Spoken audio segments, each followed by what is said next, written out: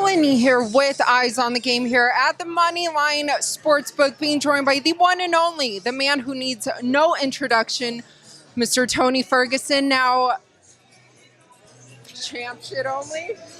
Yep, rocking that shirt just like you rocked the press conference. Obviously, you got such a big ovation here. How does it feel to kind of be back and looking forward to this fight?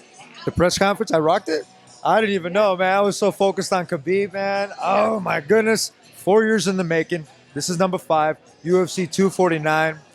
It's going to be lit. Yes, and obviously there was so much animosity there between you and Khabib. Were you surprised he kicked your belt? Absolutely not. So in rugby, right, my coach taught me too when we're doing our haka. It's different. The Mateusi, this guy, he stepped on my fern. He's going to get his ass kicked. And he disrespected the UFC by kicking actual UFC brand. He's going to get his ass kicked. Like I mentioned, and you said too, I mean, this fight is years in the making. The 5th time this will be made, or this has been made.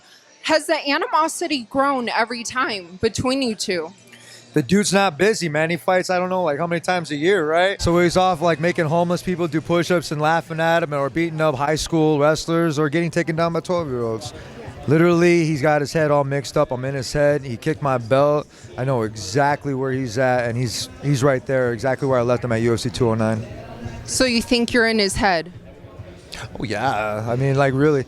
I'm relaxed here. This is the first time we actually had all my team here for the press conference. I feel very confident.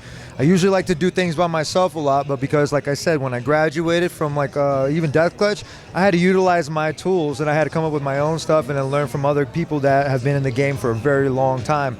Making that stuff sharp, now we game planning. Now I'm sparring. Haven't sparred since probably 2014. But what made you decide to spar again? My wife. She said I need to spar. So I was like, you're right. Yes, and with the win over Khabib on April 18th, will that rivalry, that animosity be done? No. I mean, the guy's a biggie. He thinks his country and everything else is so much better out in, like, over in Dagestan. I mean, seriously, I'm very diverse. He can say whatever he wants that can try to get under my skin, but in freestyle wrestling, you always had a bout sheet, and you had to stand next to the person next to you. And sometimes you were getting clowned by these people, but then they get their ass kicked. And sometimes you always had to worry about the quiet ones, man. And Khabib hasn't been quiet. I've been doing my thing. I haven't been paying attention to social media. Long story short, gonna get his ass kicked. And how do you see the fight playing out? You know what? I can call my shots and I can do what I want, but I know I'm gonna try to make him piss blood. And lastly, I noticed that you're wearing the gloves and you have the baseball. Zhang Weili, I spoke to her yesterday. She told me how big of a fan she is of you. She hopes you win on April 18th. She's a great fighter, man. And it's through training, it's through action.